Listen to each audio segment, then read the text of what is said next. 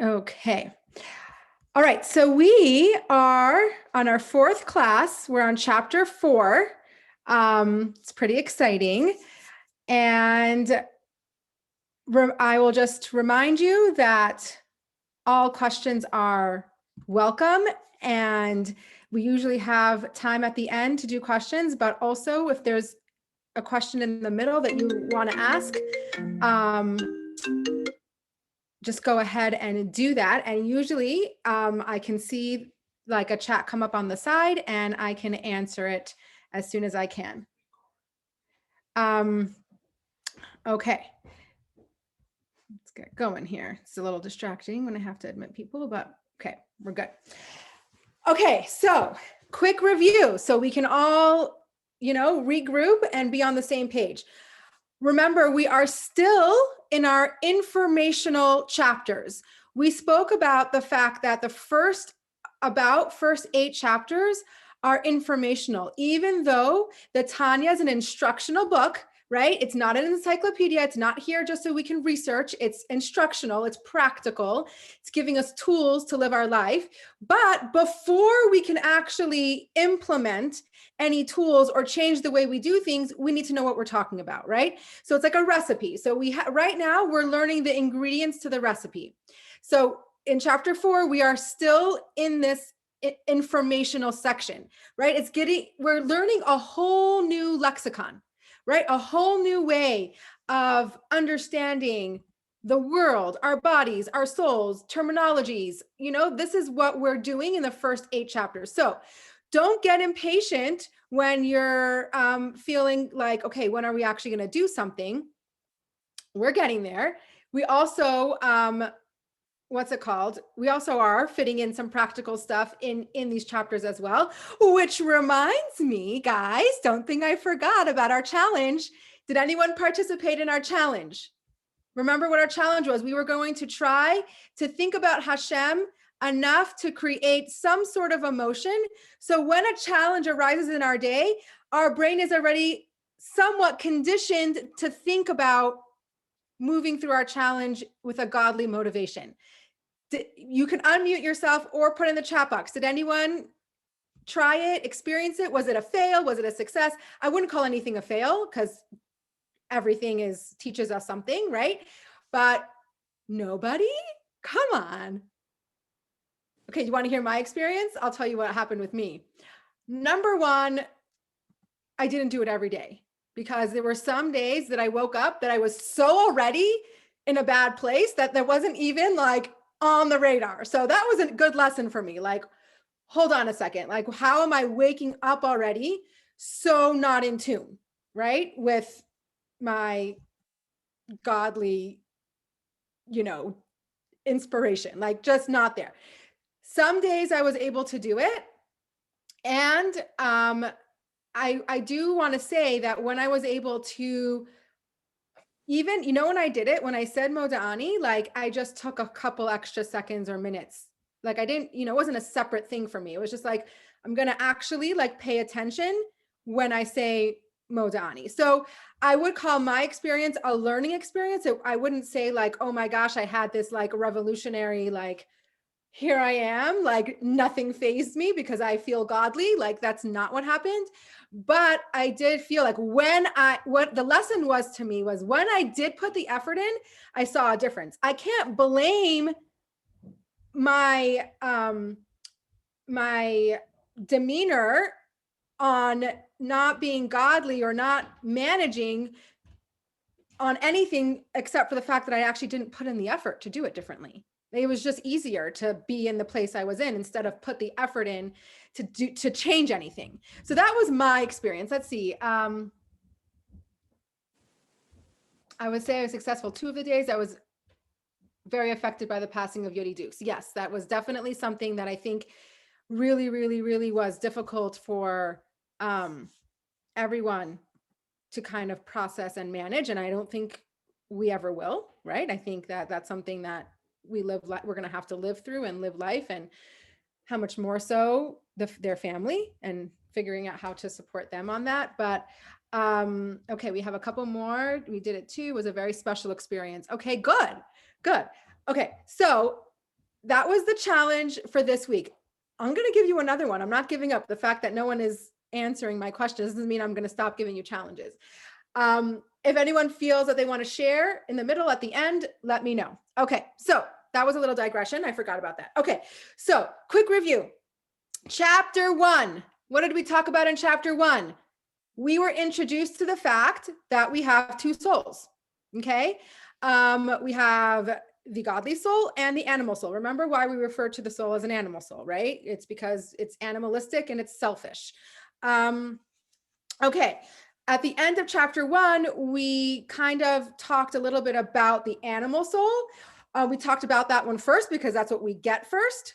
And we just basically understood what was the motivation, the pure motivation of the animal soul is self-preservation, right? Selfish.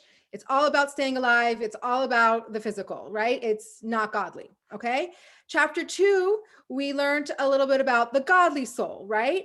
What is its drive? What's the drive of the godly soul? It's the exact opposite of the animal soul. So if the animal soul is selfish, the godly soul is selfless. Okay, so then we went into chapter 3. We were delving in a little bit more into the godly soul. We learned the anatomy of the godly soul, right? Even though the godly soul's elusive and it doesn't have a form or shape, it still has a composition, right? And last week we learned about the composition of the godly soul. What's the composition? First, we understood that our soul is a mirror of God, right? We're a mirror. So Hashem has 10 spheros, right? 10 spheros. We said that it's very, very hard to translate the word spheros. How did we translate it? Right? It's Hashem, it's how something that's infinite, God, relates to the finite. It is God's mode of relating to us. He does that through his 10 spheres. So God is infinite, we're finite. The spheros is the mode that he connects and relates and to us, okay? Because our soul is a direct mirror of God, we also have these 10 things, right? But they're not spheros. They're only spheros for God. In us, what did we say they're called? They're called kochos, right? How did we translate kochos? We said that they were either powers or capacities, whatever translate works for you. So we have these 10 powers inside of us that mirror God, okay? We split these powers into two categories, right? We have emotional and intellectual. You guys with me so far? This is ringing a bell? Okay, good. Emotional, intellectual. How many emotional, how many intellectual? We have 7 emotional faculties, which we didn't get into what they were specifically are. And we have 3 intellectual capacities, which we did get into. We did talk about the 3 intellectual capacities, right? Chachma, Bina, Das, wisdom, understanding, knowledge. We spoke about how the intellectual capacities are what? They are parents to the emotions, okay?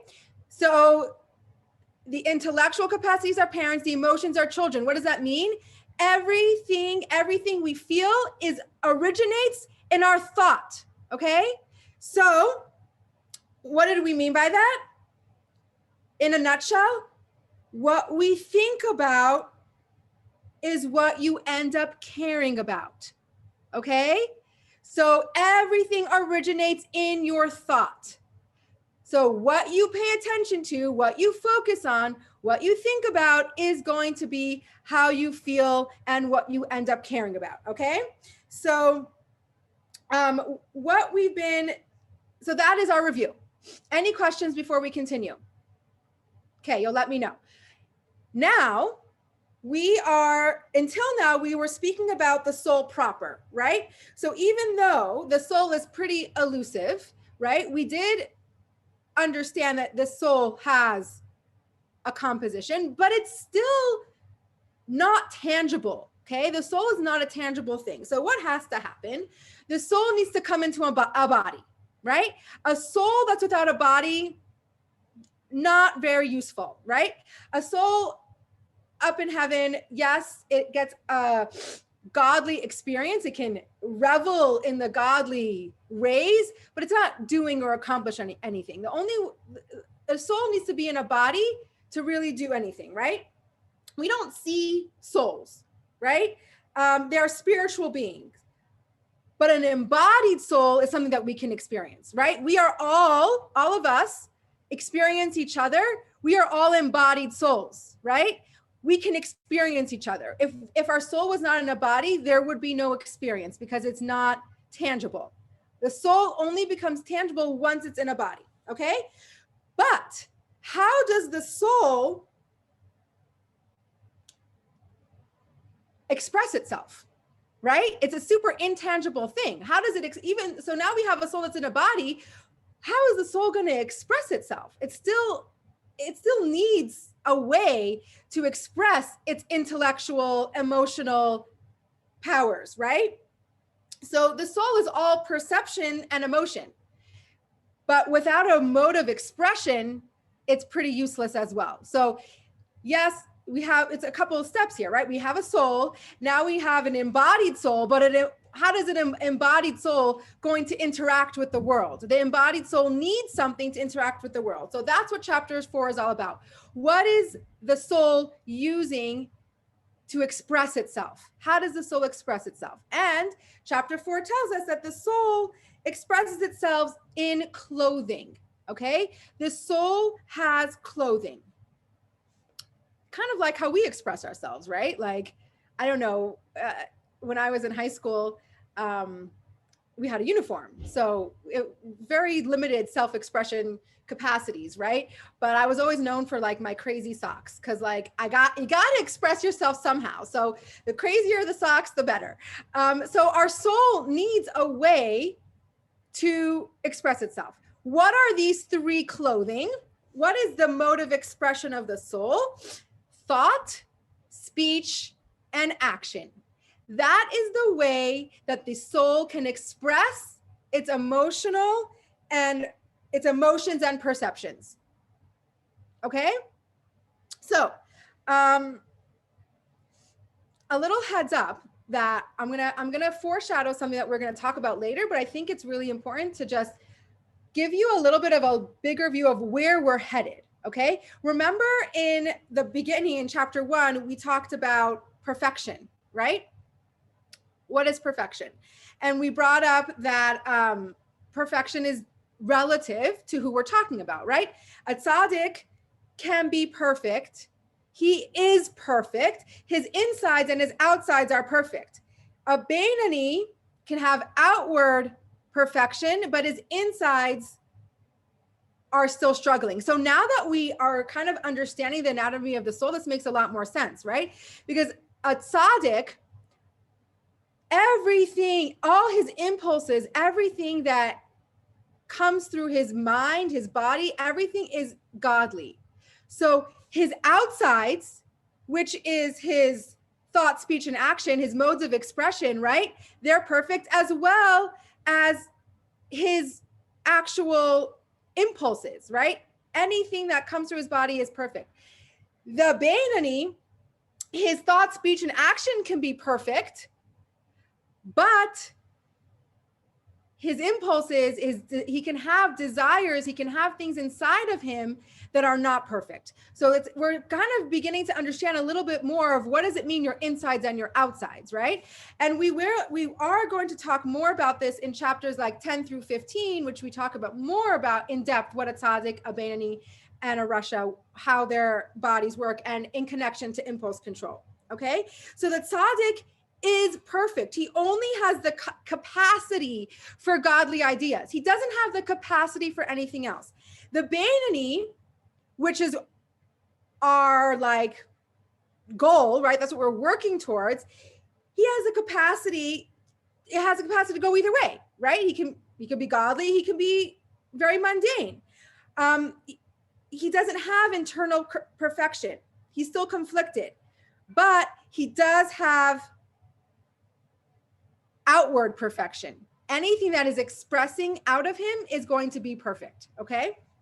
So, I I really like this phrase. So basically, a Bainani can't be perfect, but he can do perfect. Okay, so that is a huge differentiation. When we talk about perfection in the modern day world, what does it actually mean? What are you talking about when you say perfection, right? Perfection is actually can be very detrimental to our psyche, right? And the Tanya is telling us, no, forget about the concept of being perfect. That's not really in our wheelhouse, but we can do perfect, right? And the Tanya is what is going to teach us the tools to get closer and closer on that ladder. Okay. Now, I also want to give you a lot of different ways to think about these 10 capacities. Okay. The soul has 10 capacities and he does the 3 garments. Okay. The soul equals, if you want to know what the soul equals, he equals his 10 capacities. What does the soul do? He does the 3 garments. He has thought, speech, and action, right? So one is his actual makeup and one is something that he does and that he expresses. Okay. So what we focus on Tanya, it's interesting because we think the soul is like the most important thing of our being, but really the Tanya is going to focus mostly on the clothing, because the Tanya is a practical book. We're going to be focusing mostly on thought, speech, and action. So it's important to know the makeup of the soul, right? But what are we going to be focused mostly on is our clothing. So if you think clothing is like secondary or less holy than the soul, not the case. It's actually the soul is pretty useless without the clothing, right? And that's what we are focusing on the most. Okay, so let's describe the difference of the kochos and the levushim in a couple different ways, because I think everyone relates to it differently. And I like to have a few different translations. So we have kochos, like if I had a whiteboard, I would write on one side kochos, one side levushim, okay? Kochos, soul powers, levushim, soul garments, okay? Same side. Kochos, soul powers, that's our insides. The levushim are our outsides, right? Again, kochos, who we are. Levushim, what you do. Okay, you're getting the chart here. And the last one, kochos is yourself and levushim is your self-expression. Okay, so do we have a clear picture of the difference between these two concepts? Okay, self-expression, who you are, what you do, insides, outsides, soul power, soul garments.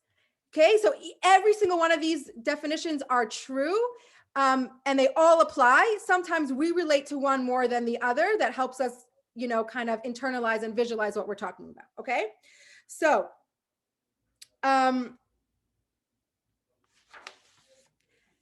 okay. So here we go. This is where we're going to get into, this is actually one of my favorite topics because it's so applicable to today and so applicable to our everyday life. So it's a difficult but very important concept that we're going to start to delve into and understand, okay?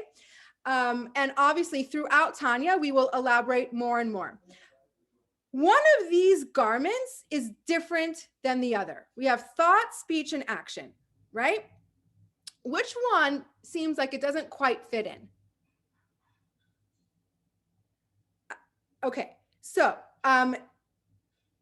obviously thought, right? Why? We need to give some special attention to thought, because we're all comfortable with understanding that an action and speech is a behavior, right? Like that makes sense to us. When you do something, that's a behavior. Even when you say something, that's a behavior. Thought seems a little bit more elusive. So for example, we can control our behavior, right? A behavior has a beginning and it has an end. We do something, we start something, we stop something. We are choosing to do it. Even with speech, right? We are choosing to speak. Like when you tell someone, oh, I'm so sorry, I didn't mean to offend you. Okay, but you did mean to open your mouth, right? Like you still chose to speak. Now, whether it didn't land correctly or whatever, that's a different story, but speech is something that we choose to do. It has a beginning, it has an end. We can stop talking and we can start talking. It is a behavior. That's a definition of a behavior, okay? So let's actually define behavior for a minute, because that's going to be really important for us to understand and continue learning this chapter, okay? So a behavior is not who you are, it's what you do, okay? That's why there can be disparities in your behavior. That's why sometimes you can behave beautifully and sometimes you can behave terribly, because it's not who you are. It's an expression. It's not you. It's an expression of you. So you can have opposing behaviors, right? You can't, like, if it was your essence, then you can't have contradictions in your essence, right? Like, that doesn't make sense. But because behaviors are not you, they're an expression of you. Sometimes you behave wonderfully and sometimes you don't. That's a definition of a behavior, right? Another definition is you choose to do it. It's not ongoing, okay? A behavior stops and starts. And then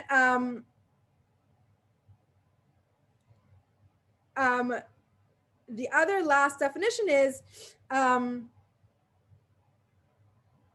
it has a beginning and an end. I said that, right? So these are, like, for example, like wherever you go, there you are, right? Like behaviors, these are the definitions of behaviors. They are not who you are. They're an expression of you. And like we can betray ourselves with our behavior. Like, right? Have you ever done something and be like, I don't know, like, I don't know why I did that. Like have you ever said, that's not me? Have you ever done something and said, that's not me? Like, how does that work? Right? Because a behavior is not your essence. It's a self-expression. So you can betray yourself with your behavior. You can betray yourself with your speech. And it has a start and a finish, and it has a beginning and an end. So action is easy to see as a behavior, right? That's the exact definition of behavior. Even speech, okay? Even speech, you can now very much relate to it as a behavior because it fits all these categories. It stops and it starts, it has a beginning and an end, it's not ongoing, and it's not who you are, it's an expression of you, okay? That fits speech too. Okay, now it gets tricky with thought. Okay, like how do we apply? We know that thought has to be a behavior and it has to be a mode of self-expression because it's one of the soul's garments, but it's a little bit harder to get there. But this is what we're going to this is what we're going to do. We're going to now understand how thoughts are actually a behavior, right? Okay, now thought itself is like a mill, okay? Thought itself is ongoing. It's like a flour mill that just keeps on going, okay? You cannot control that. You cannot, your brain, if you have a brain in your head, you're always gonna have thoughts, okay? Now,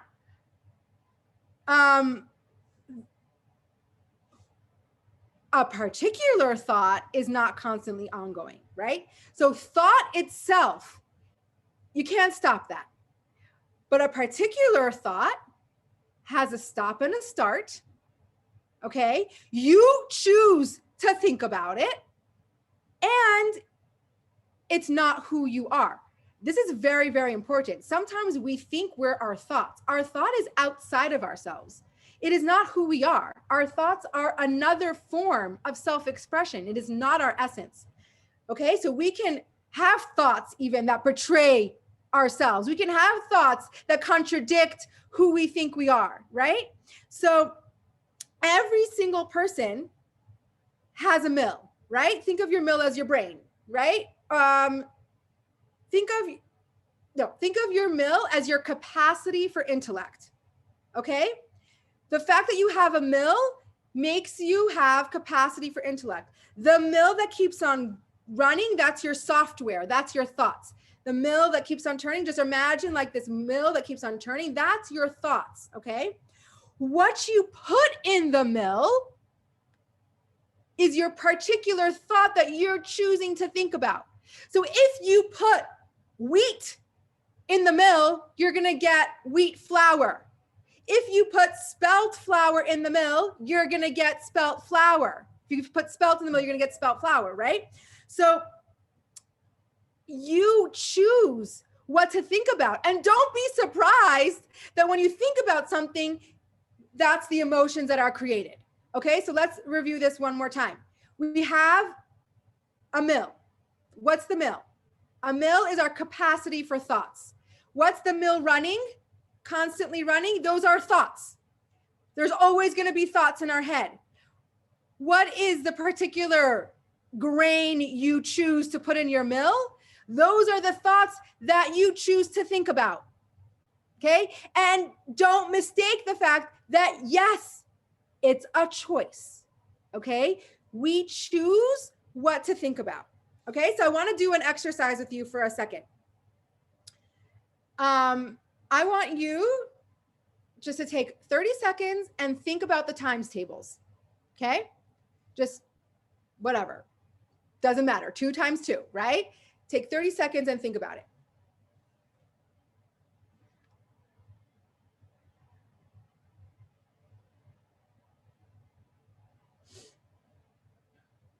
Okay.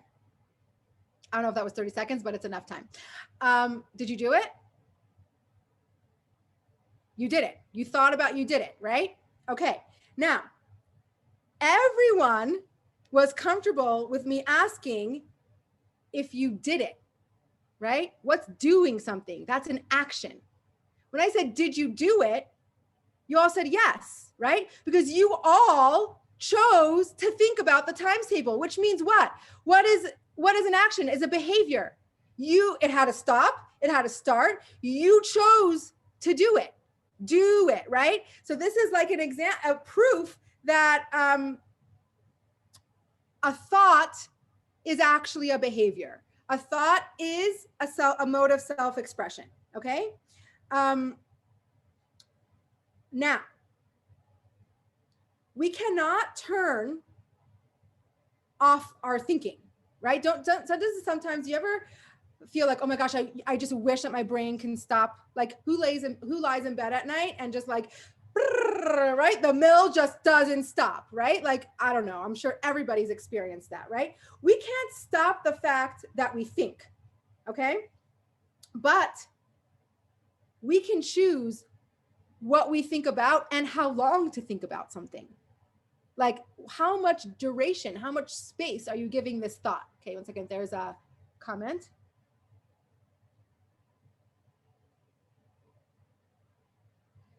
Okay, sounds similar to the idea you were speaking about last time about the intellect. So how does the intellect that's part of kochos differ from the thoughts that are part of the garments and behavior? That's a very, very good question. The question is, what's the difference between the action part of thought and the intellectual powers part of thought? Okay.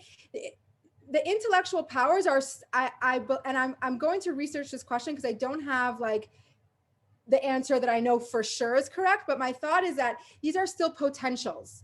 The only way that you apply Chachma Bina Das is if you use the garments. You have to use the garment of thought to tap into the potential of Chachma Bina and Das. But I will try to elaborate on that answer more, but I hope that helps for now, okay? Okay, so basically what we're saying is we do have free choice on what we think about. Okay.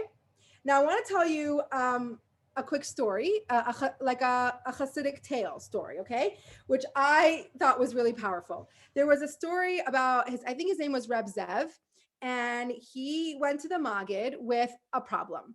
His problem was that he was saying that he couldn't control his thoughts.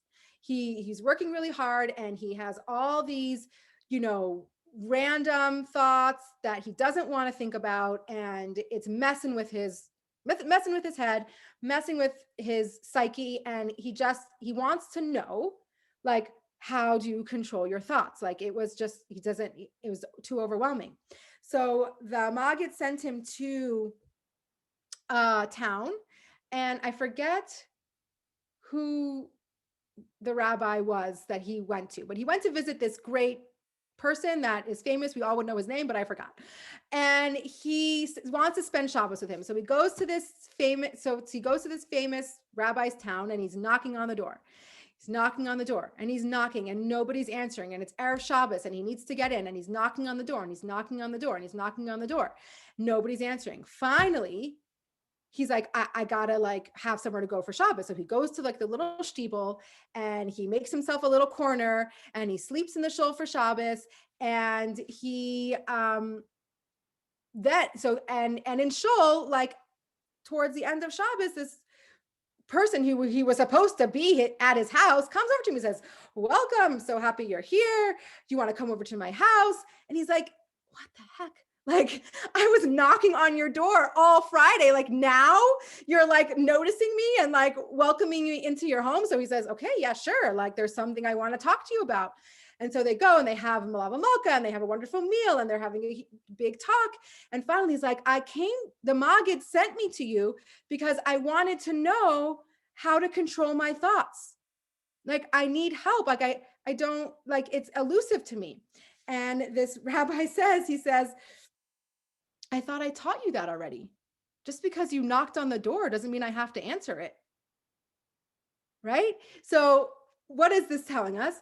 This rabbi was like ignoring this person's knock as a lesson. Just because you have a thought that's banging on your door, right? And it's saying, "Let me in, let me in, let me in," you don't have to open it. Now, I'm not saying it doesn't take a huge amount of self-control not to open the door. But what I am saying is that it is a choice.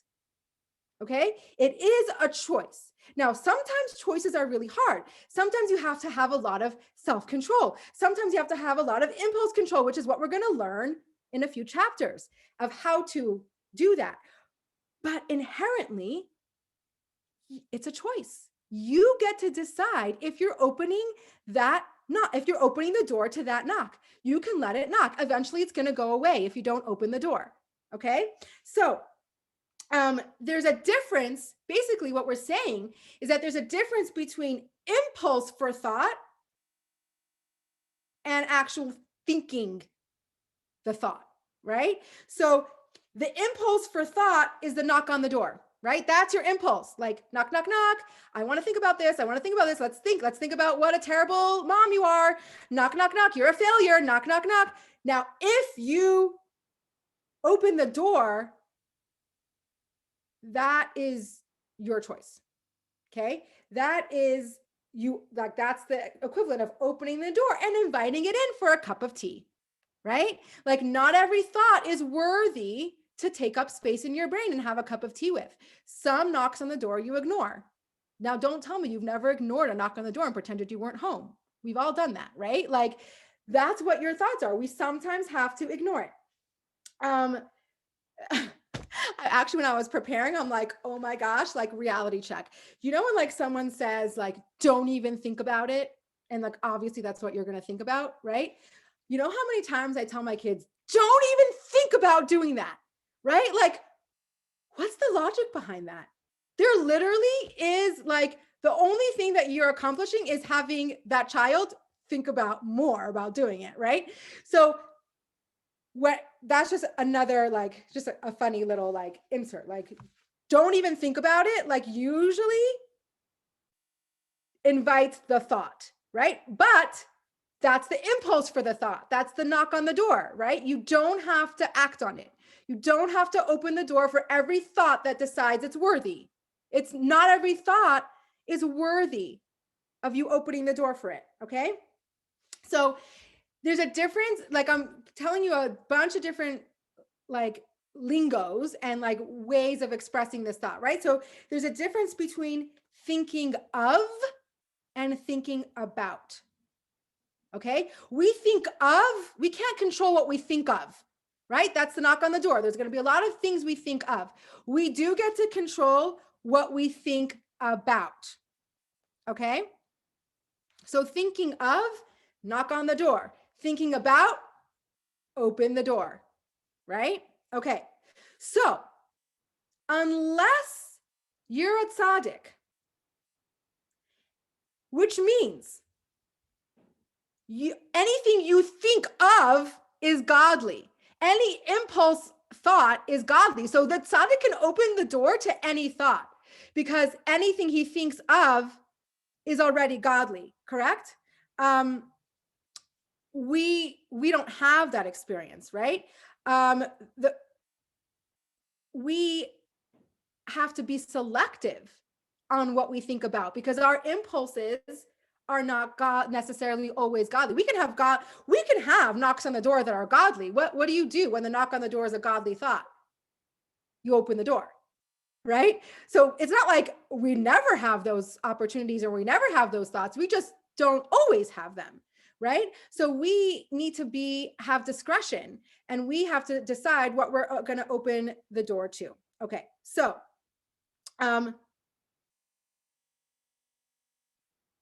the question I want to leave you with is, no, we're not done, but the question I want to leave you with this particular subject is,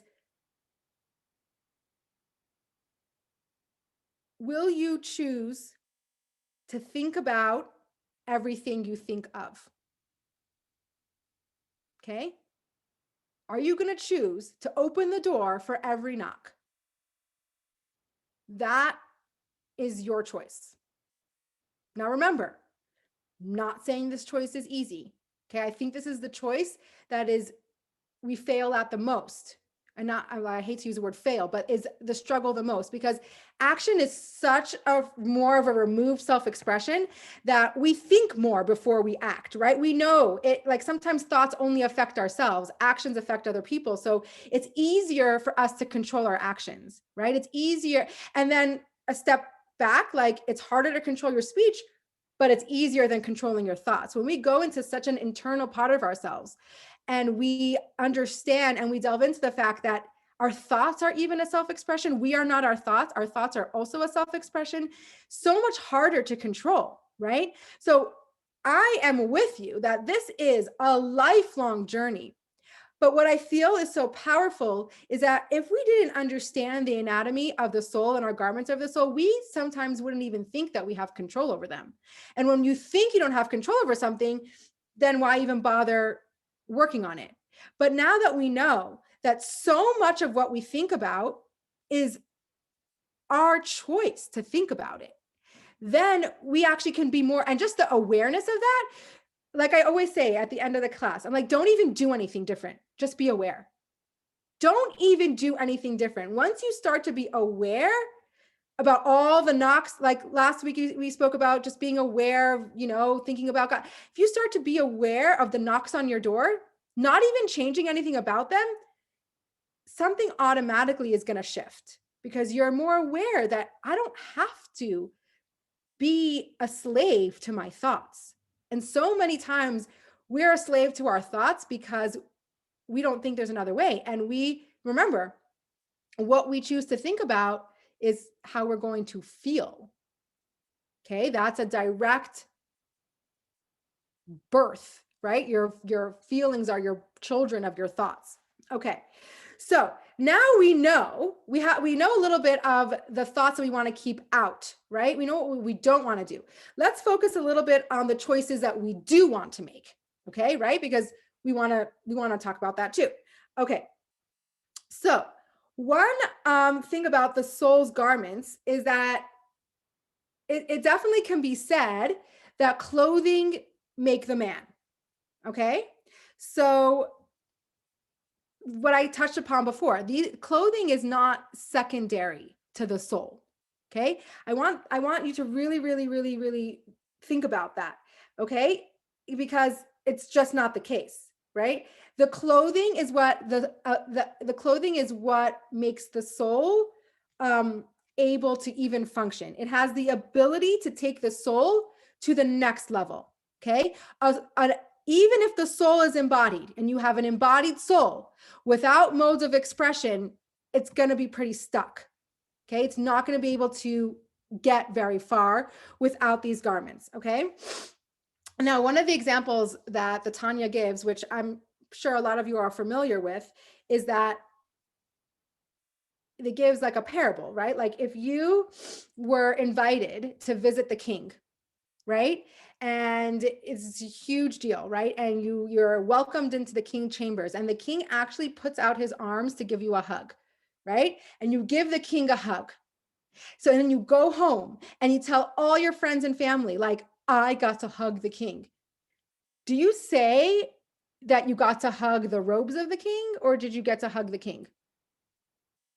The fact that the king is wearing clothing doesn't take away that when you're hugging the king, you're hugging the king. Okay. So that's the example. That's what I want to bring home to you about the garments. It's not a separation between you and God. It is the mode of expression. It is what allows you to get close to the king. The king's not going to hug you naked. Okay. The king isn't going to come out of the shower and give you a hug. The only way you're allowed to hug the king is because he's wearing clothing. Right? So same with this, like with God, we can't hug God with God being completely naked and revealed, right? We wouldn't be able to handle that. The only reason why we could hug the king, why we could become one or connected to God, is because of the clothing. So when you do a mitzvah, how do we hug the king? With our actions, right? With our thought, speech, and action. When you hug the king, when you do a mitzvah, you're hugging the king. You're not hugging the king's robes, right? No one says, "Oh, I hugged my mother's sweater." You hugged your mother, right? Like, so that's how I want you to view these garments. They are not a separation. They are what's allowing you the ability and the experience. Okay. So now, the embodied soul, which I just said, which I'm going to just repeat in a different way. The embodied soul that strives for oneness with Hashem can only achieve that through the garments, which is through behavior. What's the behavior that we can achieve that through? Torah and mitzvos. Torah and mitzvos are the behaviors that allow us to achieve oneness with God. You cannot achieve oneness with God without Torah and mitzvos. Okay? Nothing happens without behaviors. With me so far? Any questions? You're always welcome, by the way. You totally could unmute yourself if you want to, if you don't like the chat box.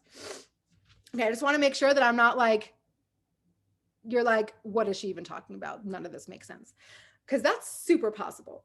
Okay, so mitzvahs are the only way to achieve unity with Hashem. Guys, like, this is revolutionary. There's no other way. Now, later in chapter, like I'm actually teaching I actually taught chapter 35 to my community this past Sunday. I started teaching Tanya a year ago to my community. Chapter 35 is like one step, like it's so cool that I did it in the same week because it's literally taking chapter 4 to the next level. So when we get to chapter 35, if you all still want to hang out with me, we're going to get to the next level, understanding how intense that really is. But the only way to connect to God is through action. Okay. What's our action? Thought, speech, and action, right? How do we do that? What action are we talking about here? Torah and mitzvos. That is the only way that we get to connect to God, okay? When we do that, when we do Torah and mitzvos, we are making ourselves a conduit to Hashem's will. You heard the concept of like the forefathers and the great tzaddikim being a chariot to God. What's a chariot? A chariot is completely subservient. The chariot can't go anywhere on its own. It needs the driver. Right? A chariot doesn't move on its own. It has no will or desire of its own. So when we do a mitzvah, we are becoming the chariot, the conduit for Hashem's will, because that's what our whole body is involved with. Okay? So guess what? You can't do that without a body. Okay?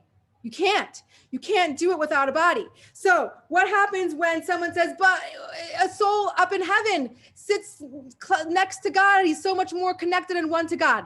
What do we call that? We call that a fireworks show. Okay? Like a soul sitting and getting a godly fireworks show. it's an experience.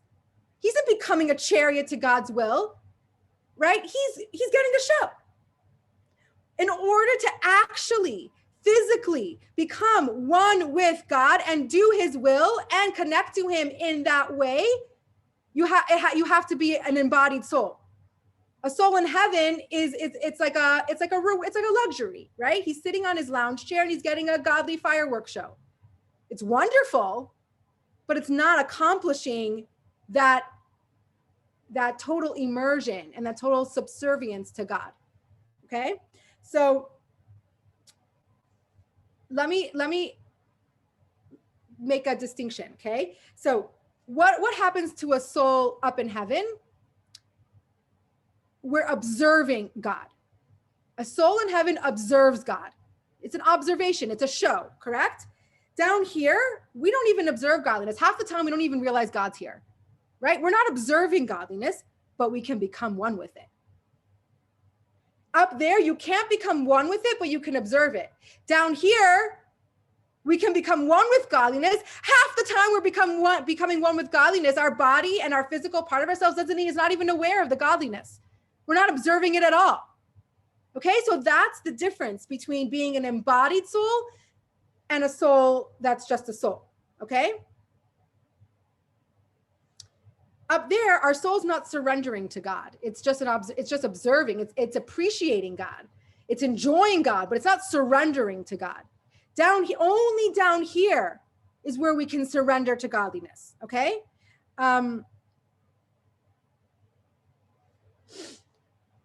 Okay. We're getting close to the end. I want to have time for meditation.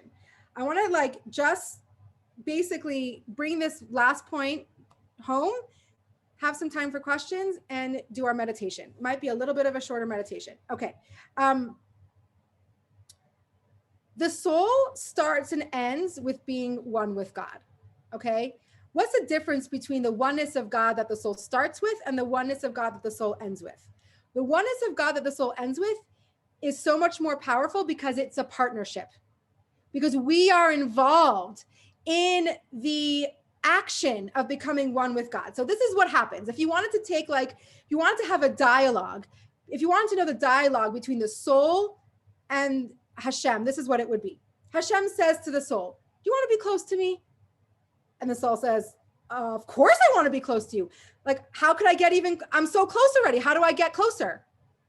And I said, how do I get closer than I already am? And Hashem says, well, in order for you to get closer, we have to get really, really, really far apart. And I have to send you down to earth. Okay? There's no further place that a soul can go than earth. But the soul says, I don't want to do that, because if I go down to the world, then I can get distracted. Okay. And then I don't know, maybe I'll get close to you. Maybe I won't. There's going to be so many distractions. And Hashem says, well, if you really want to be close to me, I have to send you down there, because then you're going to choose to be with me. Here, you're forced to be with me. Here, you have no choice. But down there, if you choose to be close to me, that's a closeness that you can't get up here, because you chose it. You were part of it. You were invested in it. And that is the ultimate oneness. So it's a little bit of a paradox, because what we're saying is that we have to get really, really far to get really, really close. And that is the journey of the soul. And the only way the soul can get really, really close is through the soul's expression, which is thought, speech, and action. Okay. So one only way the soul can choose oneness is to surrender. Okay. Okay, this is a paragraph that I want you to really pay attention to. How do you surrender? That comes through free will. Okay. You only can surrender if you have a choice to. Okay. You can't beat someone into submission. I mean, you could, but it's not going to be valuable. Right? It's only valuable when it comes from your free will, okay? Which comes through choices that we can make only down in this world. You cannot make those choices up in heaven, okay? So in order to surrender to God, we have to be in a situation where we choose to be one with God. How do we choose? How do we show God that we're invested? How do we show him that we're choosing? Thought, speech, and action, mitzvos, Torah, right? Doing his will. Okay. Any questions before we go on to meditation? Gosh, that flew by. At least for me. Okay. We're good for our meditation. If any questions after meditation, let me know. Okay. Get comfortable.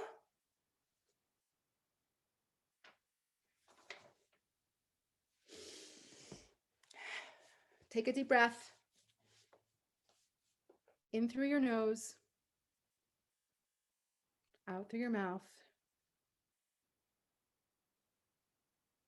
Okay, I want you to let go of like any thoughts. Like, I mean, you can have any thoughts. Don't try to control your thoughts, okay? Just let them be. Focus on your breath. And you'll find when you focus on your breath, your thoughts are not important right now.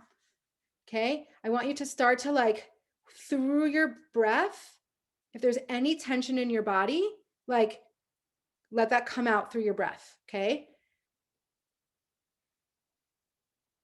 In through your nose, out through your mouth. It's sometimes helpful to have like an even count of your inhale and exhale. So you can inhale for 2, 3, 4, exhale, 2, 3, 4.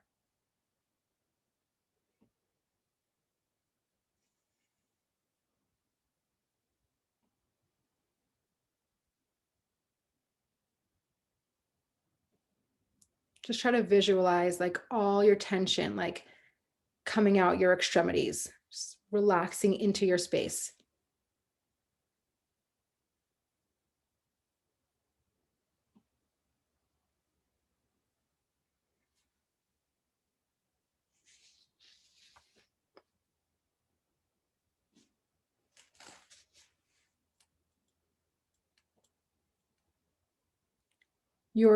I want you to bring your attention to what I'm going to share with you now, okay?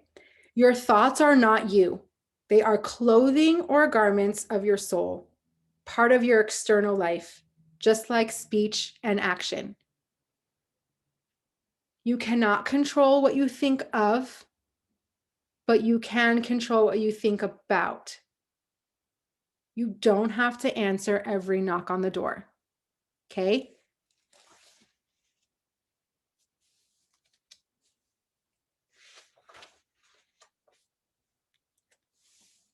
You can't control the knocks on the door, but you can control if you open it and invite it for tea.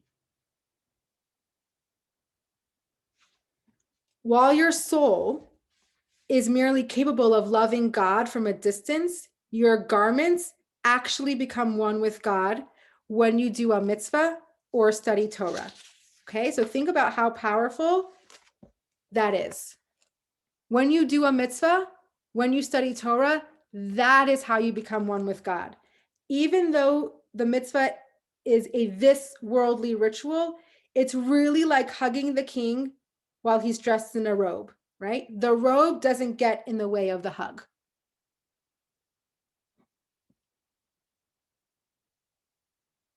Just think about that for a minute. We really have the ability to hug God through our mitzvahs, through our Torah study, through our thoughts, through our speech, through our action.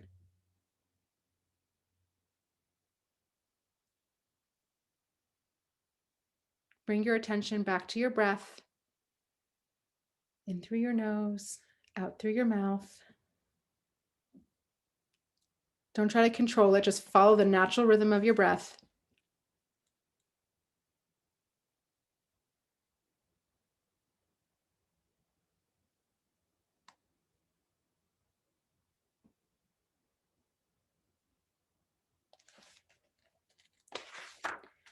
When you're ready, start to like notice sounds or smells around you. Notice your physical body sitting in the chair, your feet on the ground. Come back to some of those physical sensations.